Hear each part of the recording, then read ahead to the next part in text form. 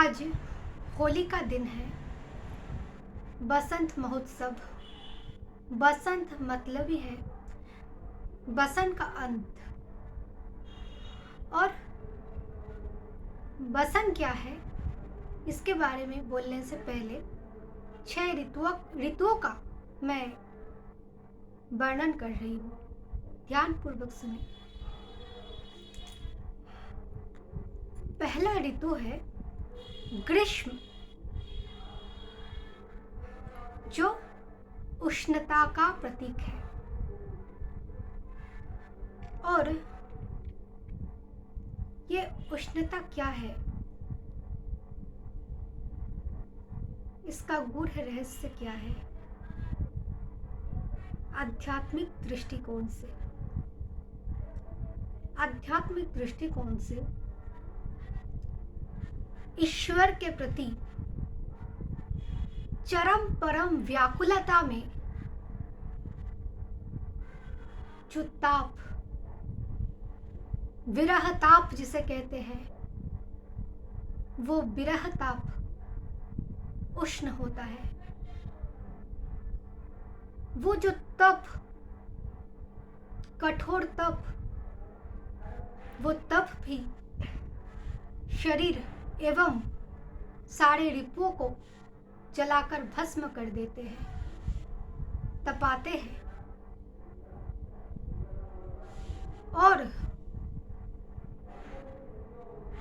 ज्ञान रूपी जो अग्नि है, वो भी रिपुओं को तपाते हैं, भस्म करते हैं। तो वो जो ज्ञानाग्नि रूपी ताप, तप रूपी ताप और चरम परम ईश्वरीय व्याकुलता रूपी जो ताप, विरह ताप, वही है ग्रीष्म ऋतु, जो उष्णता देते हैं। इसीलिए विरह अश्रु ताप जनित होता है। वो आंसू गरम निकलता है जब विरह ताप आता है। इसके बाद जब ईश्वरीय व्याकुलता में कोई तपते रहते हैं, तो अविराम अश्रुधारा बहते जाते हैं। जो अश्रुधारा कृपा वर्षण के लिए व्याकुल रहते हैं। अब वर्षा ऋतु में भगवान का कृपा वर्षा होता है, कृपा बरसते हैं। और प्रियतम के उस कृपा का आभास, उस अनुभूति हृदय में पाते हुए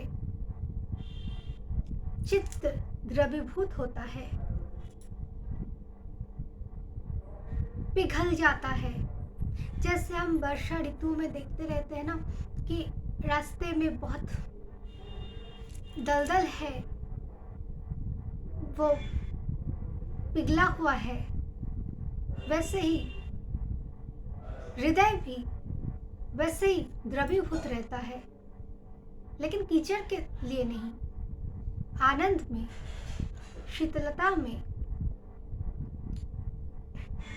भगवान के प्रेम में। और जो कीचड़, जो दलदल था, जो क्लेश था, वो हट जाता है, निकल जाता है। बस कृपा का ही वर्षा होता रहता है वर्षा ऋतु में। और इसके बाद शरत, वो भगवान जब कृपा बरसते हैं, तब वो साधना का जो शर, वो निक्षिप्त होता है ब्रह्म की ओर, लक्ष्य और दृढ़ बनता है और आस बढ़ता जाता है भगवान के प्रति। भगवान की ओर और द्रुतगामी होके धावित होता है शर की तरह।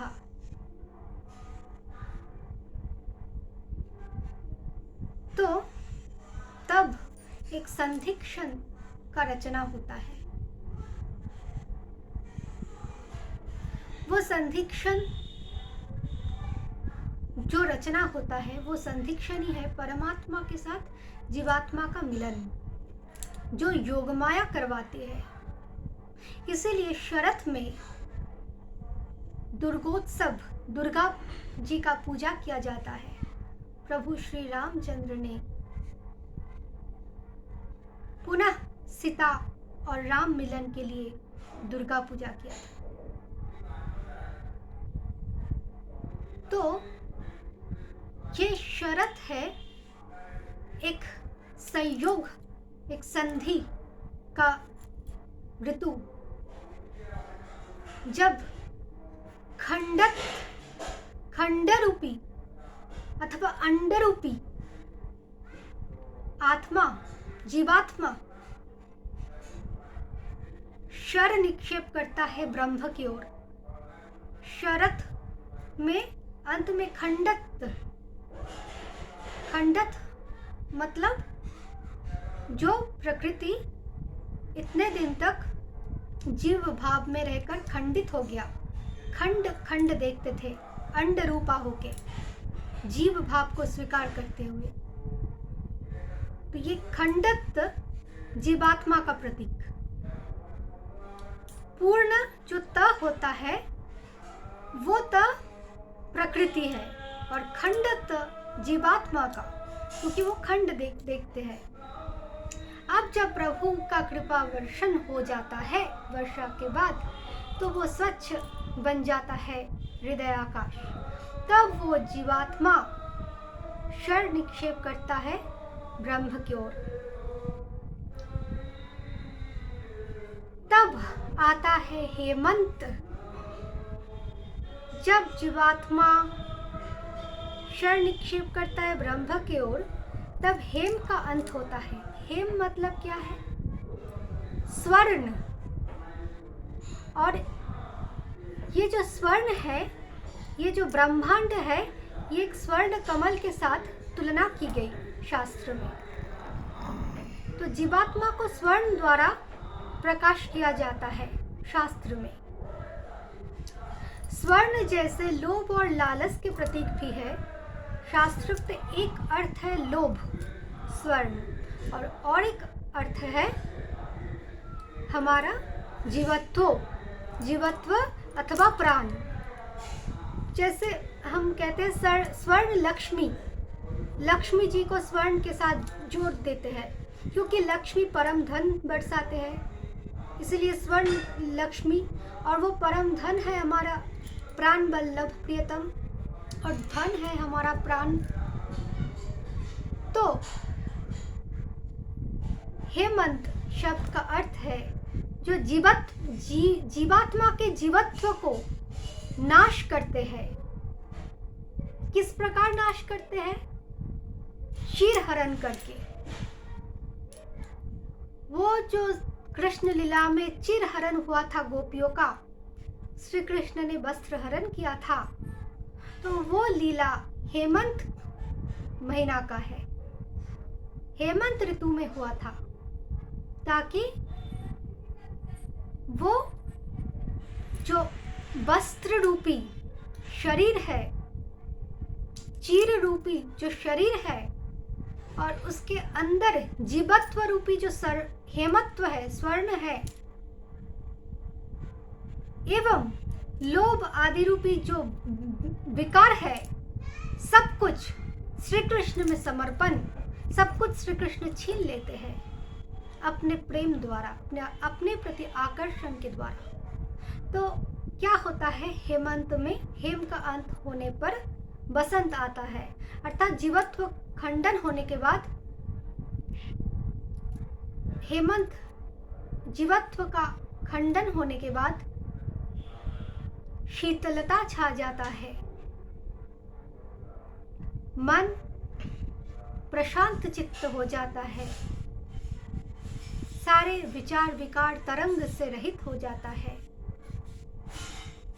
उन्मुक्त हो जाता है, जीवन मुक्त हो जाता है। तो वो शीतलता रूपी ठंडक जब आता है, यही है परम शांति। इसे ही परम शांति कहा जाता है परमात्मा लाभ के बाद। और उसके बाद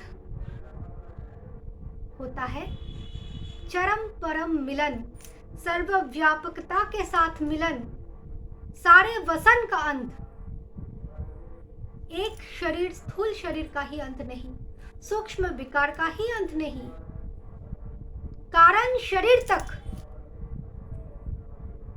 सारे जीवत्व का नाश होकर पूर्ण भगवान से मिलन,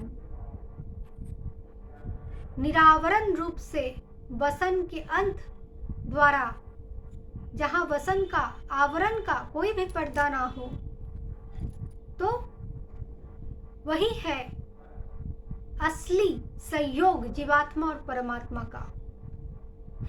अब देखिए 6 ऋतु है और 6 चक्र भेदन के बाद ही सप्तम आवरण सहस्रार में भगवान से मिलन होता है।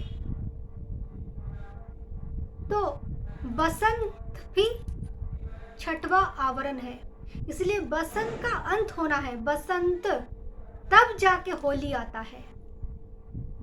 अर्थात व्यापकता छा जाता है, सारा जगत राधा कृष्ण में यहीं पर प्रतिस्थापित होता है। सिया राम में सब जग जानी, हर एक अणु परमाणु सब कुछ ब्रह्ममय है, ब्रह्मभूत है, यहाँ पर ही अनुभव कर पाता है जहाँ वसंत ऋतु होते हैं। और होली का जो स्पेशलिटी है, देखिए हर एक रंग, हर एक को आनंद के सहित लगाया जाता है। क्यों?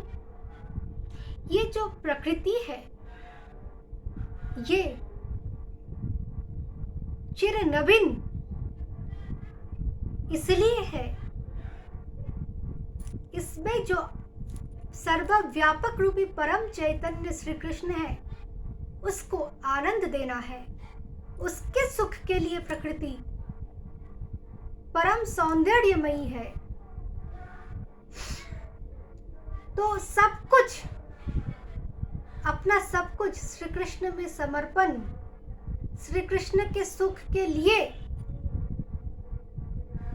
सर्वव्यापकता, सबसे प्रेम, सब कुछ रंगीन राधा और सब कुछ कृष्ण के लिए, उस राधा का समर्पण, परम चेतना के लिए चैतन्य शक्ति का समर्पण ही ये होली का गूढ़ रहस्य है।